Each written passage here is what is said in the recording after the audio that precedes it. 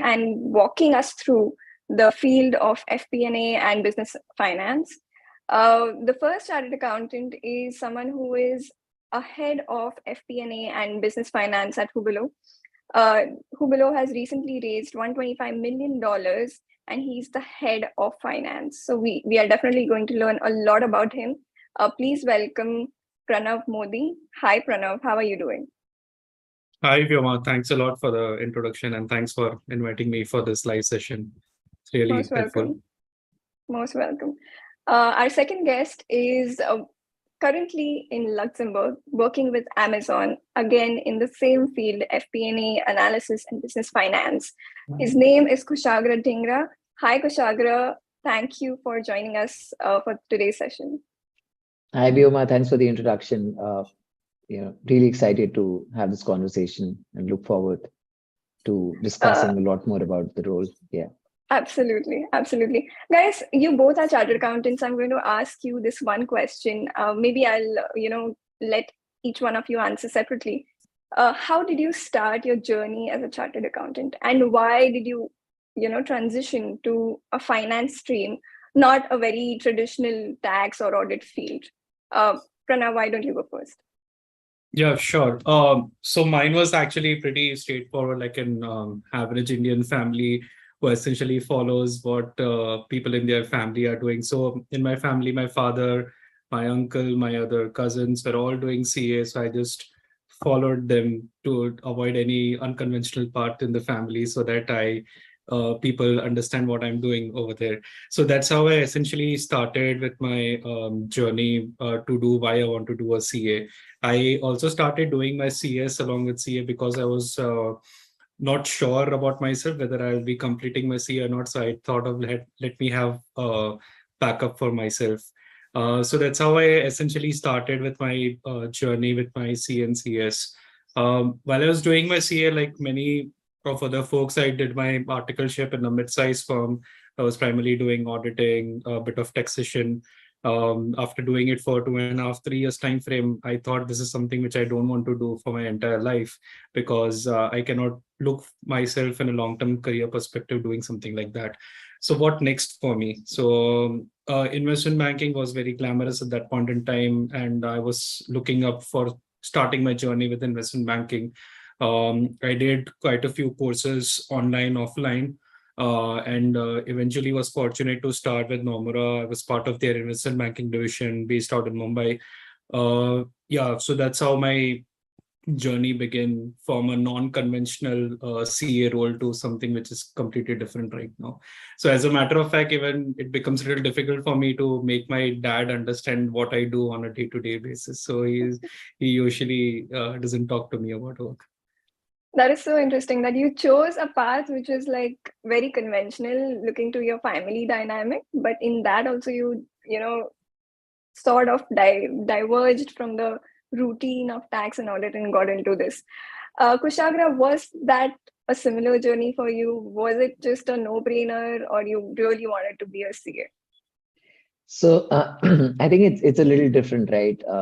Unlike Pranav, I could not see any chartered accountants in my far family, right? So, but I was super passionate about numbers at a very young age. I remember when I was like 10 years old, I used to go with my mom for grocery shopping, and one of the thrills that I used to have was, I want to calculate the bill amount before the shopkeeper hands it over to me, right? So it kind of sort of started with that little passion of numbers, but didn't have any sort of concrete plans. But then while I was, finishing my high school and planning to, pursue a course, that's when I did not know sort of a lot of fields that were available, in the finance domain. But then I was pretty sure that I want to get into a space that has a lot of numbers, that involves analytical skills. So that's when I chose chartered accountancy.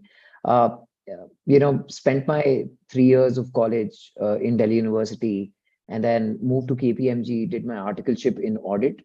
But then while I was doing audit, one of the procedures within, when you audit financial statements of a company, was analytical review procedure, right? Wherein, you actually review financial statements and try to find stories behind numbers. And that's when I realized that, probably want to, get more closer to the business aspect of things, and find a role wherein you need to essentially find levers behind a lot of those numbers, right? If profits are going up, why are those going up?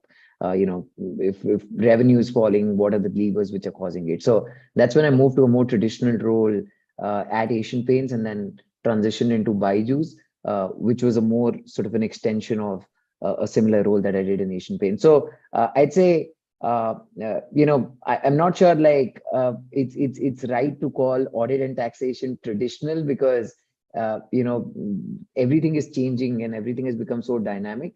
But then out of these facets, I think I enjoyed diving into financial statements and trying to find stories behind numbers a lot, and that's what made me pursue business finance and FP&A. Great.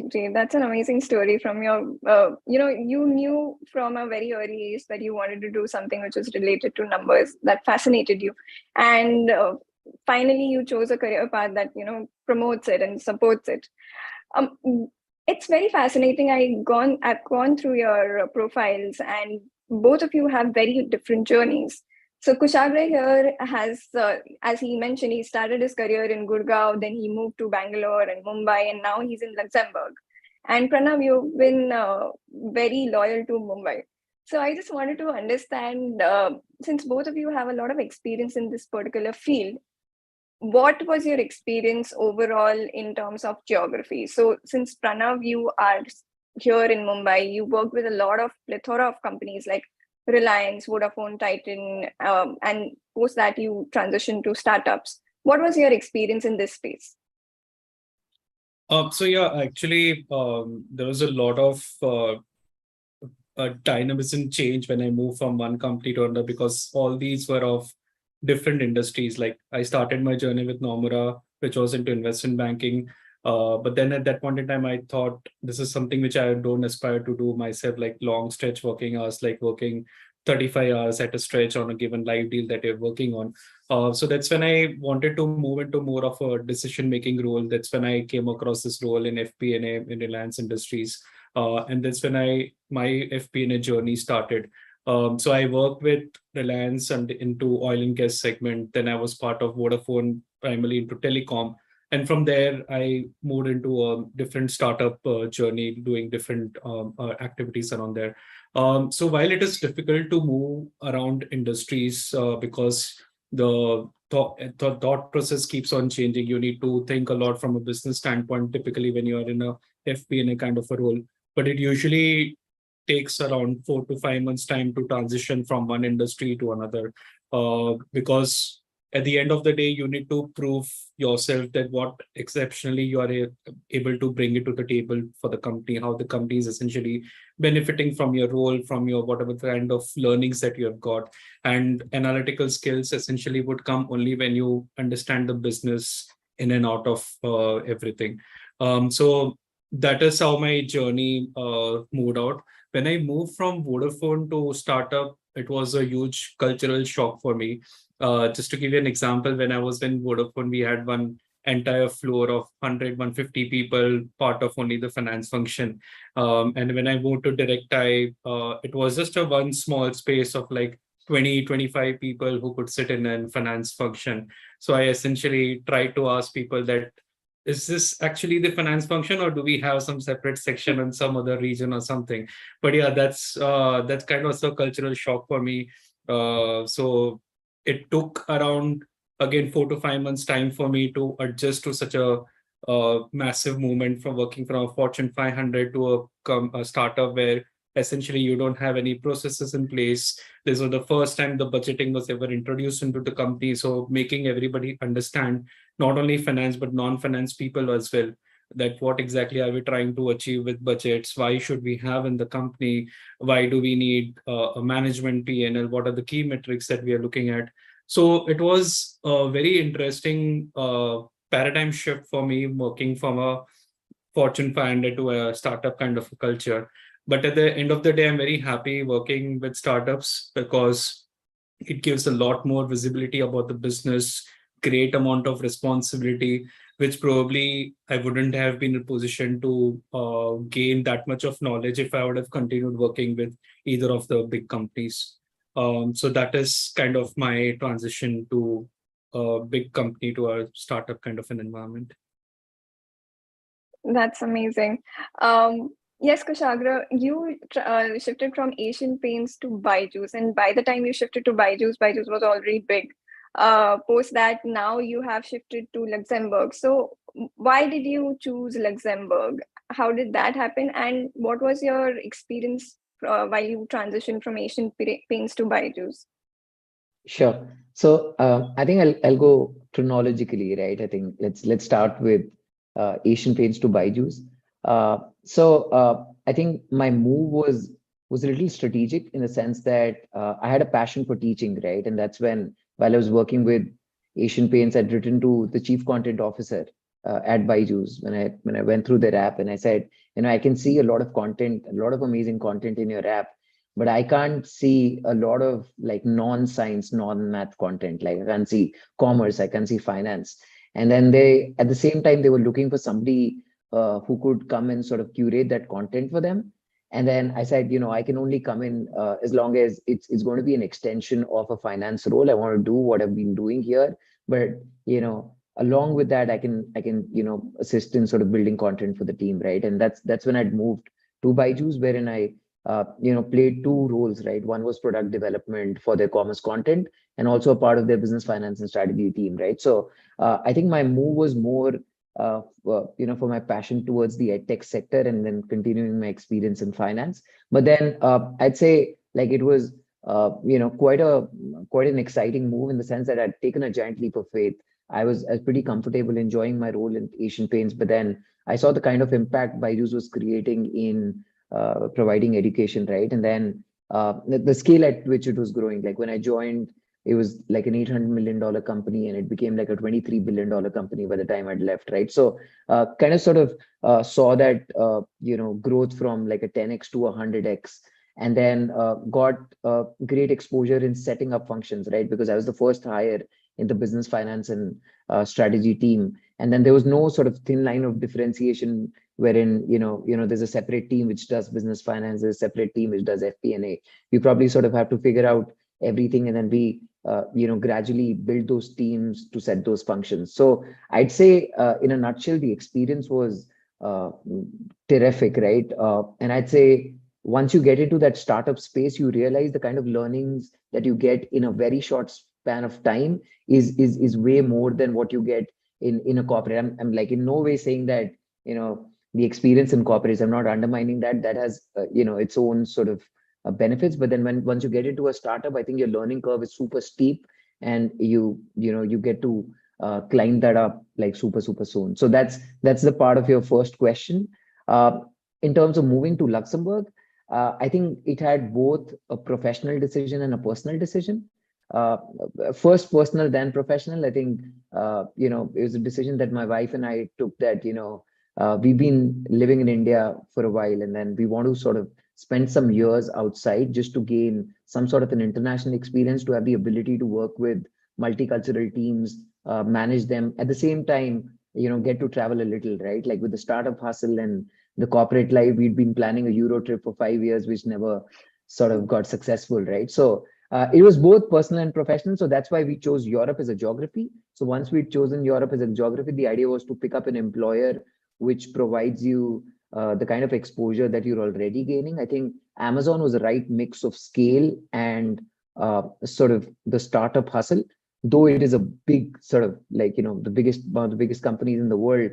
But at the same time, the culture is very similar to, a startup wherein you're empowered to run your own projects, you're empowered to create an impact, you're empowered to influence business partners, right? And the environment is like super find your own way through Amazon, right? And then that experience in Indian startups helps really to sort of settle in that culture way faster than as compared to having worked in a corporate previously. So I'd say moving to Luxembourg was more, it was both like a personal and a professional choice.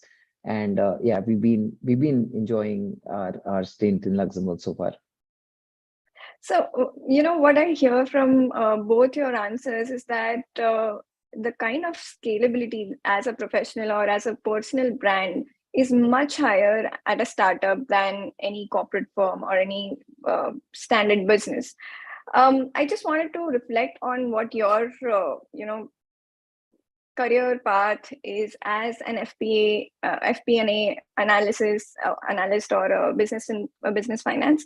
What is the exact role that you played in Asian Paints, which was so different from what you played at BYJU's? Yes, we know that you were a part of the product creation team and content creation team in some manner, but was there a difference in the profile as such? Sure. So I think in Asian Paints, my role was,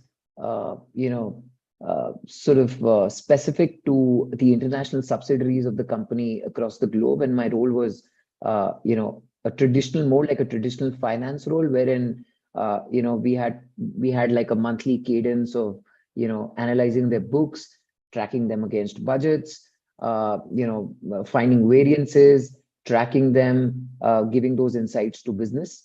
So that was pretty much the role. And at Asian Paints, a lot of these processes were already set in terms of, the management review templates were set, the management review cadence was set, and then, the dashboards were pretty much sort of in place. While my role was to kind of sort of maintain them and maybe sort of upgrade them as needed, as business sees some changes or new subsidiaries keep getting acquired. While at BYJU's, I think it was a similar role, but then like a more extensive role with no processes, right? So it was the first time that we built like a budgeting process at BYJU's. So this is the first time we built like a business P&L at BYJU's, right? Because I think once you get into the finance role, you realize that the accounting P&L, which is built as per the statutory timelines, those are those are not like very dynamic real time, and there are a bunch of those adjustments that need to be done for businesses to give insights to your business partners, right? So I'd say the fundamentals of the role was similar, but then the processes had to be set up in the first place, and two, it was a lot more dynamic, right? Because in a startup, you can't really wait for a monthly cadence or a quarterly cadence. It has to be like super dynamic. So we built something called a CEO's dashboard, right? Which gets updated literally on a daily basis, because that's how fast decision making happens within a startup. So I'd say, just the opportunity to create processes and a more dynamic and a fast sort of cadence was how BYJU's role was different from Asian Paints. Interesting. But you mentioned one more thing, that Amazon, being a very, big company, it still functions as a startup. So when you explained the difference between Asian Paints and how dynamic the functionalities were in BYJU, what was so different from Amazon and BYJU? So I think moving Amazon, what it does is it strongly follows its principles. So if you sort of look up online, Amazon follows some 14 principles or 15. I think there's one more that got added, which Jeff Bezos created back in the day, and they're still super relevant. And the idea of those principles is, I mean, there are a lot of them, but like just to focus on a couple of them is, you need to be customer centric, and you need to be, a fast decision maker, right? So there's a concept of like a one-way door or a two-way door, right? So what we believe in Amazon is a lot of the decisions are two-way doors, in the sense that if you take a decision, it's pretty revocable, right? So instead of spending a lot of time, a lot of analysis on one decision, I think you need to look at like an 80-20 principle, right? There are 20% of those things which have 80% impact. So you need to be quick in that decision making. And then another rule that Amazon follows is a two pizza rule. They say that like if you have a team, it should be sort of big enough that can be fed by two pizzas, right? So Amazon believes in very, very small teams just to expedite that decision making process. So I think in that sense, it was pretty similar to BYJU's, but again, like some of the processes were super defined, but still it maintains that spirit of being a startup. Interesting. Pareto analysis and less bureaucracy. I like it. Yeah. With that, my question to Pranav is that, Zeta is having some famous promoters. So getting into that startup phase is something that is understandable, but post that you were a part of CleverTap and Hubilo, which were, even in the startup journey, they were new names. So what kind of risk factors that you would take or assess before joining a startup which you know very little about? Sure. That's a very valid question, because I get this question quite often when I'm talking to a lot of people who are freshly CAs. So essentially, when I started with Zeta, one of the most important thing which I looked upon is what kind of senior management they have. Like the CEO was a serial entrepreneur. He has got some successful exits in his previous companies. So that essentially gives a sense of trust and belongingness, thinking that you're not going into wrong ends while the company is small, but that person knows that how you essentially look at scaling up that particular business from 0 to 1 and the next journey. While looking at other companies like CleverTap at Hubilo, something similar which came to my mind was definitely looking about what kind of senior management do they have in the company, like what is the kind of experience that they are bringing into the table, what are the things that they have worked before joining these companies. And one of the most important thing was to understand what kind of industry roadmap do they have, like how do they perceive a particular industry, how do they expect a particular business to grow, what are their expansion plans looking like, why do they think that a customer should come at this particular company and not go for a competition.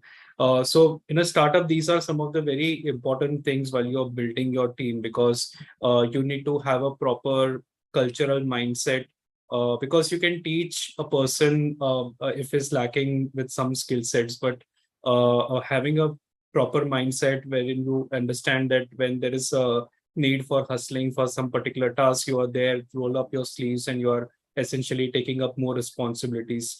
When you're working in these kind of companies, there is no fixed job description that we have. Like every day is a new for us. Like yesterday I was working on something else, but today I'm working on something else, because the business dynamics are very rapidly changing, as slightly mentioned by Kushagr also. Because if you must have observed, like in last 6 months also, there's been a lot of changes that has happened in the startup world.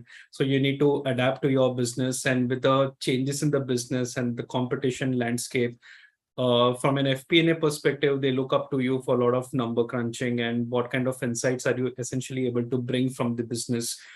Basis our analysis, basis the numbers that we present, a lot of decision makings, hard decision makings are being done when it's a smaller setup. That's when the importance of the role of an FP&A/business finance becomes very important, because you essentially show a mirror image to the management. This is what the good things are happening in the company, these are the bad things happening in the company, and this is how you essentially need to make your future decision making. So that's where I essentially belong. When I'm heading an FP&A business finance function, I need to be 100% correct with all the numbers. I'm constantly in touch with either the sales head, the marketing head, the product head, to understand what's happening, what's not going on, why it is taking a longer time, trying to establish different processes into the system. So it's just not about pertaining to the finance related function, but trying to understand the other side of the table as well, because FP&A is a team essentially who connects the dots for everything inside the company, which is very important when your company is slightly smaller compared to others, and when cash is the king for them. Interesting. I have two follow-up questions for you, Pranav. One Sure. is that you mentioned that you have to be on your toes as a head of FP&A. What are the kind of things that you think are challenging? Because Hubilo is, a events platform on a virtual base, right? So Right. you need to have an understanding about the product. Being a non-tech person, is it challenging? And how do you, sort of collaborate your limited knowledge about the tech aspect of the product and the unlimited knowledge in the finance aspect and make the decisions? Yeah, so it again definitely takes some time to understand the product, because it is something completely tech based. It's a SaaS model that we are working on. So more importantly, I spend a lot of time with the sales team trying to understand how do they give demos to the customer, try and understanding what kind of different product features do we have. So I've been a lot of part of all these different demo calls that we do to try and understand how do you essentially break it down at a granular level when you're discussing with the customer. So typically we have customers who are part of the marketing team of a company, even those guys are non-tech people. So trying and understanding for something like this makes it really helpful. You try to discuss with the customer success team as well, try and understand how are they managing different events in a different scape, different type of industry would have a different requirement. So speaking to all these people essentially gives you much more detailed understanding what essentially we are doing, are we offering the product. You don't have to essentially get into the depth of the how does the product is being made, how do you code. This is something you don't have to know, but more importantly, from a commercial standpoint, you need to understand what are the different business dynamics which are being considered while you are having a discussion. Like, for example, if a sales team is having discussion on a particular commercial with a prospect customer that we have, from a business finance standpoint, we need to understand what kind of commercials are right to enter into a contract with these customers, whether we can offer any discounts, whether these commercials are appropriate. So you essentially come to know about this only when you get little more depth about the product that you are essentially offering to the customer. Interesting. My second follow-up question is that, CleverTap, it's a leading AI-powered customer lifecycle and user retention platform. And then again, we are talking about Hubilo, which is also on the engaging people on and sharing experiences at a time when, COVID was in place, and that's how it expanded. So these two, I would not, both are, I think, related to technology. I just wanted to understand how much the processes in terms of a finance head are automatized in these spaces in startups as compared to other big firms. As you know, even Kushagr mentioned that there were certain aspects which were very fixated in Asian paints. It was template driven, and we just had to get in and get out with punching the numbers. But when he transitioned, he also had a CEO dashboard created for BYJU's and stuff. So how is it? How was your experience in this space? Yeah, something similar to what Kushagr was saying. For example, when I was in Vodafone, we had a fixed forecasting cycle. We had fixed template wherein you have to punch in the numbers, and there would be a central FP&A team who would essentially collate the data from everywhere, ask questions, and then ship it out in a particular Hyperion software. But when you come to a startup, we don't have these so many automations. You have to bring essentially onto the table. More importantly, it's educating everyone, especially the non-finance folks, to understand what exactly are we trying to achieve. How are we essentially planning to build the entire annual operating plan, why forecasting is important for the company. So you essentially have to grill them down, make them understand that what are the things that you are doing. You need to have hygiene in the Salesforce CRM that you are maintaining. You need to essentially have a proper understanding of the entire deal cycle that you have. So in nutshell, you have to build this process one step at a time. You cannot essentially think of having everything at one place. Just because some other bigger company is having it, you might take some more time to essentially reach to that particular stage. Right now, what we see, there is a lot of startups essentially looking at a lot of visualization tools as well, just not from an FP&A perspective, but from an entire business perspective. So right now at Hubilo as well, we are implementing Tableau for a lot of business metrics reporting that we are doing. This essentially helps everybody in the company understand on a live basis that what my different metrics are looking like, what is my cash burn looking like, what is the kind of revenue I've got till date. So you don't have to essentially wait for a person, download a report from CRM, do some charts everywhere, and then publish it out. So it takes time for automation, but yeah, that is where everybody is essentially looking at from an end goal perspective. Absolutely. It saves time, it saves effort, it is in a standardized format, and it's accessible. That is something that you require in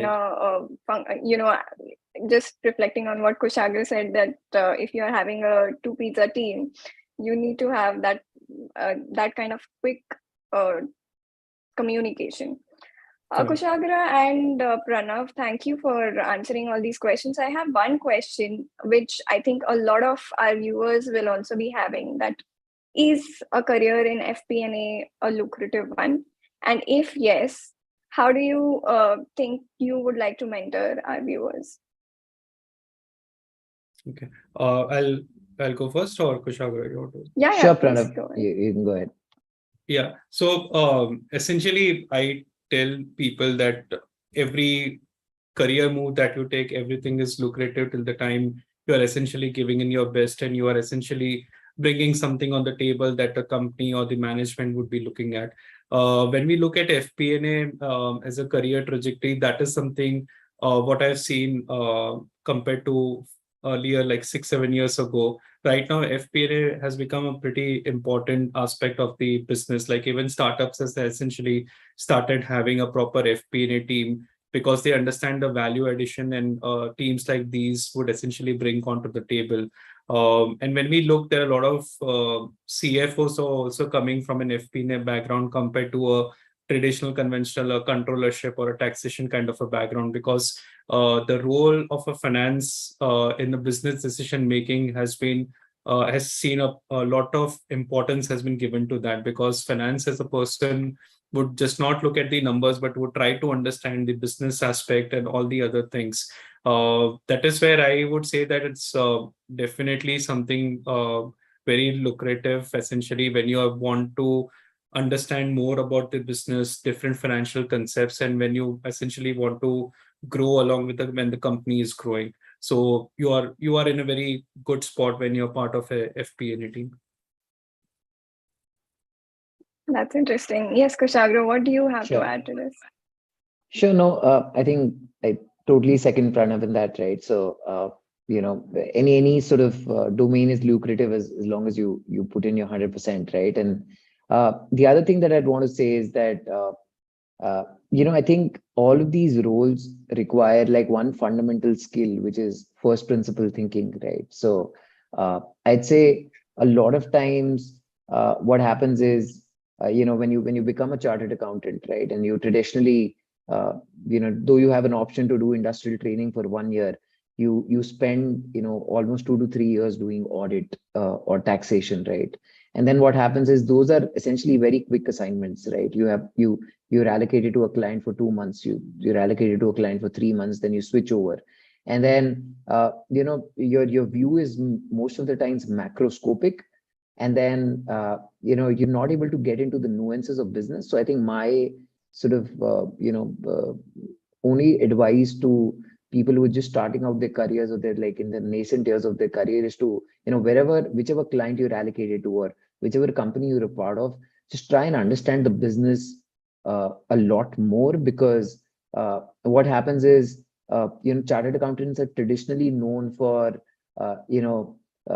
people who master numbers, who master reconciliations, but then, and I'm not generalizing, but then, there's like, and I've struggled in this aspect as well, right? Early on in my career, wherein how do you communicate financial insights to business in a non-financial way, right? So I think I'd say, financial skills are something like chartered accountants have already aced, but I'd say like spending a lot of time with the business partners, trying to understand the business and giving them the insights in a more actionable way, in a more like a non-finance way, is core to any domain. And when you specifically talk about FP&A, I think I'd say like first principle thinking, and also just being very well versed with a lot of tools. As Pranav said, there are a lot of visualization tools such as Power BI, Tableau, which exist and which are so critical for all the functions, and especially finance, because they give you ability to automate a lot of things. Because gone are the days wherein you'd spend a week in pulling like 100 Excel files and trying to sort of build bridges and then collate all of that into a PowerPoint presentation. So I think that role is changing into automating the back end of how data flows within the organization, automating it in those data visualization tools, so that you put like an automated refresh, right? Like something that refreshes on its own, like every day, every week. And those dashboards are super dynamic. So I'd say first principle thinking and, being well versed with technology would be like my 2 cents on somebody who's starting out their careers and want to It's aspire to very get into FP&A. it's very interesting how much emphasis people now, at least our generation, is putting on storytelling aspect of the business, because that is how you understand whether some product or a founder or a person who you want to work with is going to be a long-term solution for your life or not. Though you both have had a career where you experimented a lot with your job profiles, with the industries you worked in, with the geographies you worked in, is there something in the business finance field that you think is a skill set which is absolutely necessary? Kushagr, why don't you go first?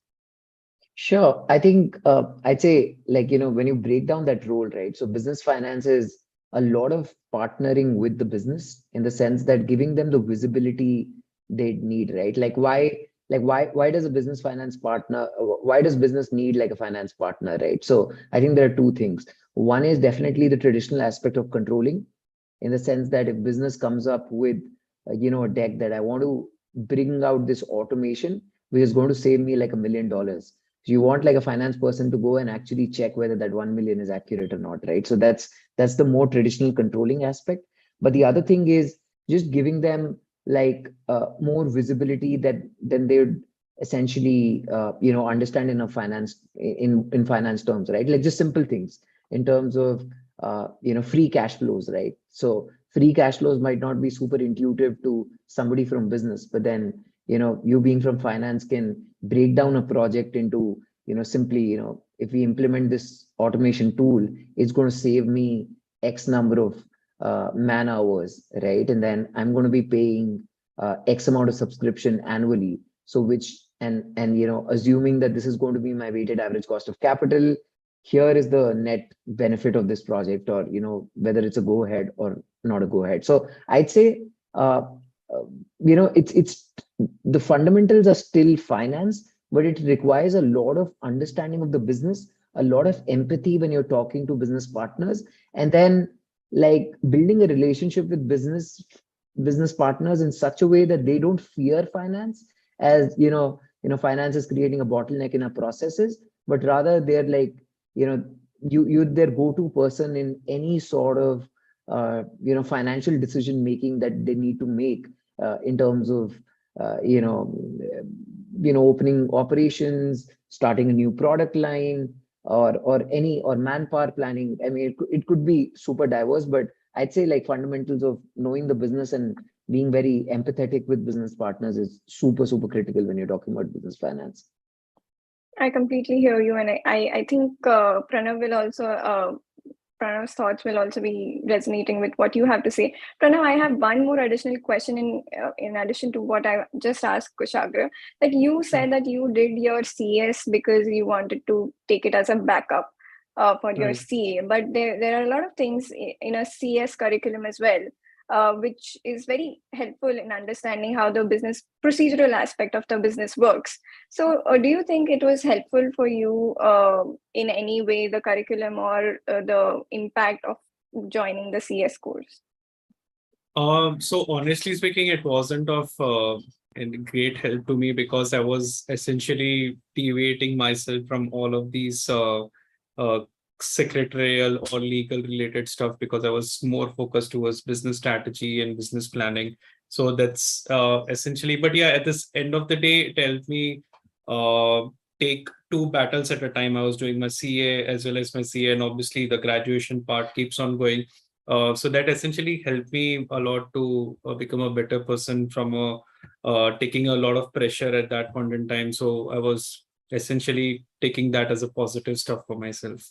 But yeah, I feel that there are a lot of good stuff which you could do while after your CA as well. That because now, since there are a lot of good online courses which you have pertaining to financial modeling, Power BI, so you can essentially try to keep on building your skill sets on each of these different things as in when you are doing your job. So you're kind of doing an on the job kind of a learning kind of. Interesting. And what about the specific skill sets that any finance professional, because you both are chartered accountants, you both have that kind of financial acumen, so to say. But there are a lot of people who are not from the same trajectory. They might be in MBA in finance. They must have done BCom and accounts and finance. So what are the kind of skills that you would suggest, Pranav, that any finance folk should build up to get into FP&A? Typically FP&A, there is no, like you essentially need to understand what an FP&A person does on a day-to-day basis. Let's say if you are going for an interview for a company in IT space, let's say Infosys, you need to essentially understand how does the business of that particular company work, what are the drivers for the revenue, what are the KPIs the company measures on a month-on-month basis. So essentially that gives you a lot more understanding about what an FP&A person would be doing in that particular function, in that particular company, to gain more understanding about the business. What I essentially used to do, I used to go through a lot of these equity research reports, industry reports, also get to learn a lot from the balance sheet that the companies are preparing, like the management discussion, management analysis. So that is something you get to learn a lot about the business, how it is being done on a regular basis, what kind of investors' expectation are when you're doing a business. And also, I suggest a lot doing a lot of these financial modeling courses because at the end of the day, this just not helps you to understand how does the financial model of a company works, but also helps you understand what are the different things that goes into it, how you prepare a DCF model, because when you're working in an M&A kind of a field, even in FP&A, you are expected to do a lot of these things. Just to give you a bit of example, when we did our Series B funding last year, the FP&A team essentially was driving the entire projections, the due diligence aspects. So these kind of learning somewhere in your time frame would essentially help you somewhere or the other to help you build yourself as a better FP&A person. Interesting.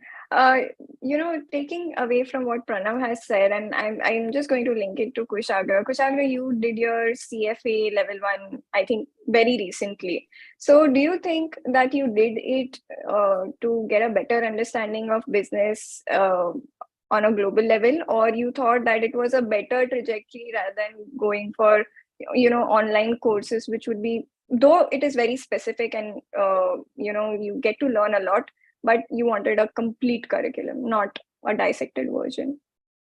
So I think the choice of doing CFA was more I didn't kind of sort of tie it to where do I want to head in terms of my career trajectory. It was more in terms of just trying to get insights from the investment space. I think that's one space that I've never explored.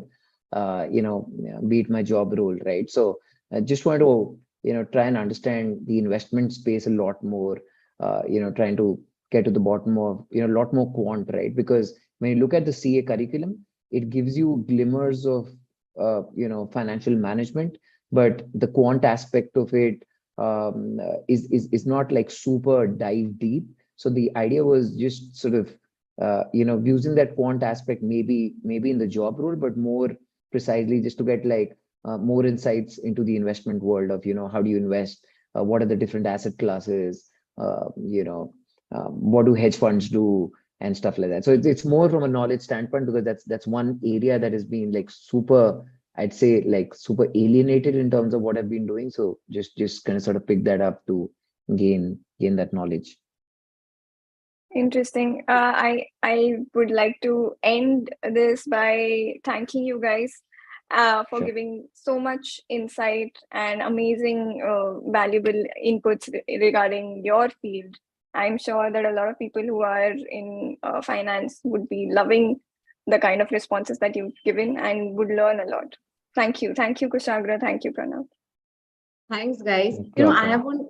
Thank you. I have one question for Pranav. Sure. Okay. So Pranav, my question for you is, there are a lot of people in finance, even the senior guys, the senior folks, they want to join early stage startups because, there's so much of money in ESOPs, tech guys are really making millions. Most of the employees are, right? But whenever you talk to any early stage startup founder or who have raised, let's say, $1 million or $2 million, and even VCs, they don't look at finance people. Like even if you have a finance qualification, they say, hey, you're not needed in the startup right now, When we raise Right. some more, we'll come in. But as a finance person with a qualification, where can I fit in outside the finance team? So Pranav, if you could answer this, since you've got a lot of experience in multiple startups. Yeah, sure. So I agree with you that there are a lot of these founders who essentially still think of a person from a finance team that he or she would be essentially be tied up only with numbers, take care of only the payments, the receivables, the banking transactions. But there are quite a few founders of late whom I have interacted with who essentially consider finance as a proper finance business partner, who essentially can partner with the founders and with other leadership folks to understand how essentially we can drive the business in a better way, how efficiently we can work. So typically, I've seen a lot of changes in the mindset of a lot of these new founders who have essentially considered finance as a very important function and just taught numbers. As a matter of fact, if you see a lot of CFOs or VP finance in these startups don't even belong to a controllership kind of a background or a taxation background. They have either worked in investment banking or consulting, and then they have essentially moved to a CFO kind of a position because they understand that finance is just not about things. It's more to do with business strategy and business consulting.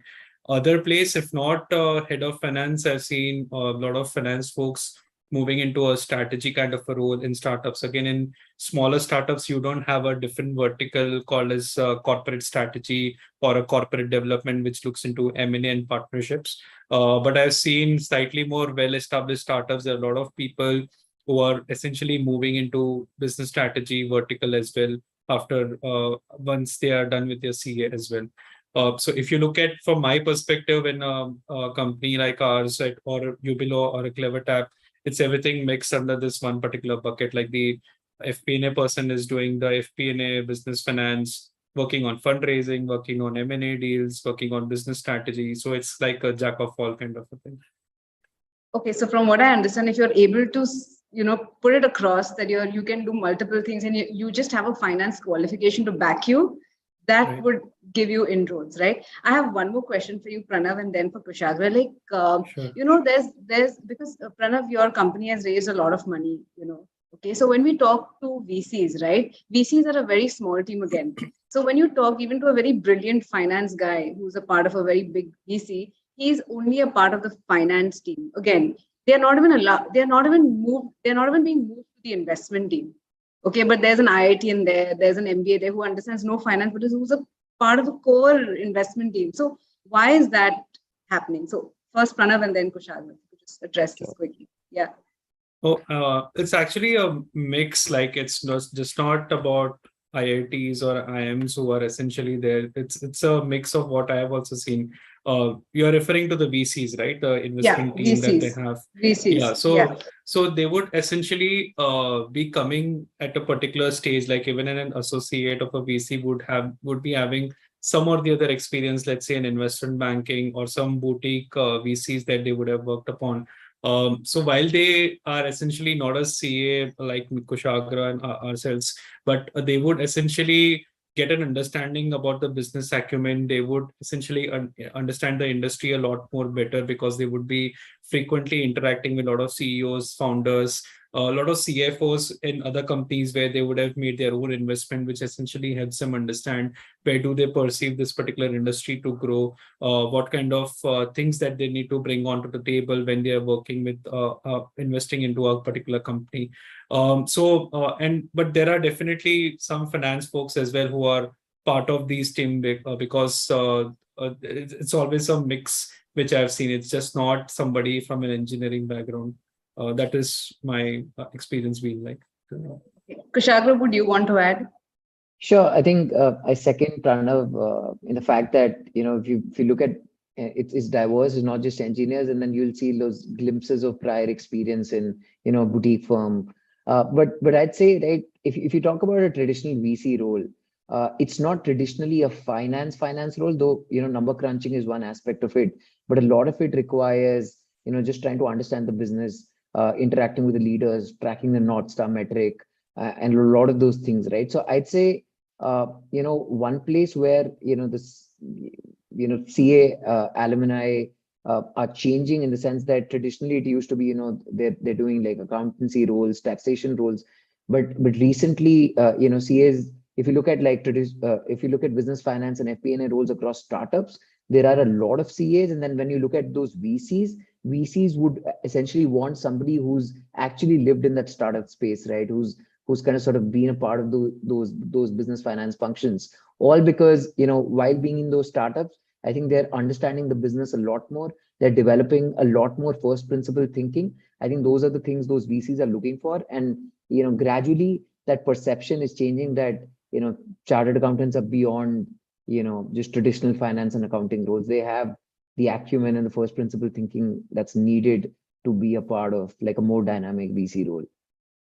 Okay, Pranav, thanks, Kushagr. Pranav, I know you have a hard stop at 7, okay, but I have one last question for you. Okay, so we've got a couple of messages from a lot of people with like 15, 16 years of experience who really want to be a part of the startup ecosystem. Okay, you mentioned earlier that when you chose Hubilo, right?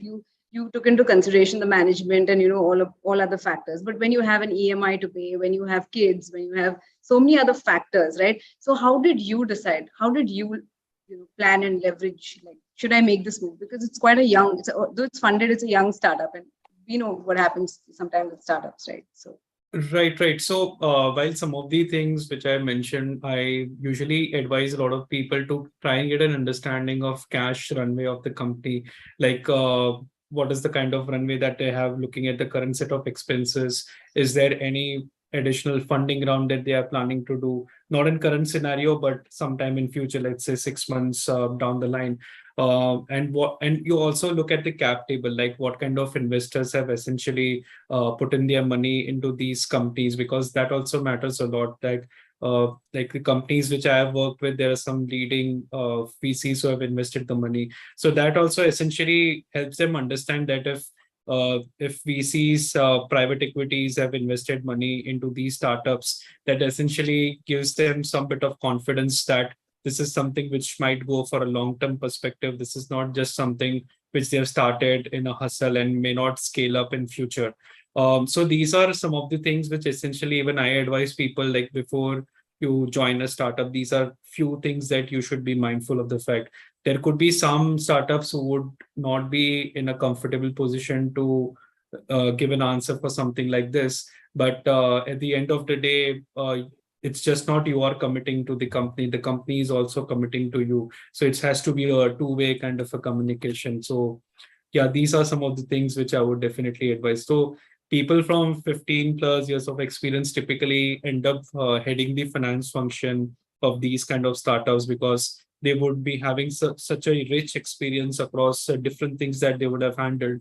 And they could essentially also guide a lot of things to founders and the CEOs of those startups, that these are the things that we could essentially make the changes in the processes, or these are the things that we could try from a business standpoint. That's where their experience essentially helps a lot.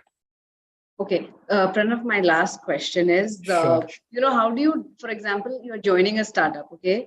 How do you negotiate your salary? Because, whenever you go to a startup, it's an assumption that you have to really ESOPs and cut your salary in half. So is that how it actually works, even with a very funded startup, or you can, yeah. So again, there's no specific thumb rule for this, because every startup, it's different in its own way. There could be some startups who would essentially be okay to give more ESOPs at the earlier stage and probably get you on board at a lower salary. But again, it matters a lot what exactly you are trying to achieve from the next role. Is it just about compensation because of whatever the personal reasons that you have? Then you wouldn't like to take that plunge because it might be risky for you. But at the same point in time, you're just not looking about money, but you're looking more from a rich experience perspective, getting more insights about different aspects of the business. Then definitely you should try to take that leap of faith when you're trying to essentially grow yourself along with when the business is growing. So there is no one right answer to this. I'm sorry for that, but it's differ from startup, company to company, what kind of role you are essentially entering into. So that's from me. So yes, I actually had one more, but I think it's 5:30. So yeah, cool. I can spare 2 minutes if you want. Yeah, it's fine. So I have one for each. Okay. So my question is, what is a mindset shift that you actually have to bring in? Imagine you're raising so much of money, there's so much of cash burn, right? What is a mindset? Because when we are trained as finance guys, our mindset is so different, So, Pranav can go first and then Kushagr. So you're referring to cash burn, which a lot of startups are doing. So essentially, this happens quite often, like whenever we are interacting with, let's say, the marketing head or the sales head. So we try to understand that if you're ready to spend X amount of dollars, what is the kind of ROI which you are looking at after spending so and so. So we try to get an understanding from a business justification standpoint. If we don't do this, what exactly we would lead into. So it should not be like growth at every particular aspect. There has to be some rationale behind every dollar that we spend. We do a lot of these cost optimization related process to understand where exactly we can optimize on the cost, like doing an ROI campaigns, trying to understand where the sales team productivity can be improved. So those kind of things essentially helps a lot to understand that how can we essentially take care of whatever the money that is there with us and ensure that we spend every dollar effectively. There are a lot of these different metrics that we follow to understand the ROI of the marketing team, the sales team. What is my CAC? What is my payback looking like? What is my burn to revenue numbers looking like? So each of these metrics helps us understand that if I'm spending $1, how much I'm getting in return of that. And that should be like a North Star metric for a lot of startups, essentially, because at the end of the day, everybody understands that cash is the king. If till the time you have efficiently managing the cash, things would definitely work for you. But the moment when you spend for growth at any cost, at the end of the day, it's going to fall back for you.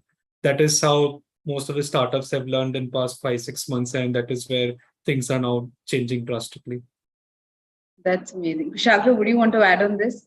Yeah, I think agree with Pranav, right? So I'll particularly talk about how business finance functions help in this role, right? And how does that it's a shift of thought process. So you track those processes, you track those metrics, and essentially what you need to make sure is that the lifetime value of a customer is always higher than your customer acquisition cost, right? So, and the lifetime is not like 1 year for which the P&L is made, right? You spend some money to get your customer on board, he's going to sort of pay you for several years. And then we need to take into account that we're talking about tech startups which are super scalable. So once you kind of sort of multiply at later stages, I think that scale is magnificent. At the same time, what finance professionals are making sure they're bringing a lot of frugality in this process. Because every decision, every sort of major spending is now sort of goes through like a finance scanner in terms of, trying to make sure we've evaluated the best options. There's no further scope of negotiating. It gives you like an overall positive return on investment. So I'd say, cash burns would definitely be there, but as long as the fundamentals, at a transaction level, the business is making money, I think it's all going to sort of be fair in the longer run. And, finance professionals are there to make sure that frugality stays throughout this journey. Cool, guys. So this is my questions. I just hopped in and added. So Vyoma, you can take it ahead. Thank you again for sparing so much time and answering the additional questions which we had, which was very specific, not just to FP&A, but also to the startup ecosystem. You guys answered it very well, and we have a lot of food for thought for tonight. With that, I would like to thank you guys again and take your leave.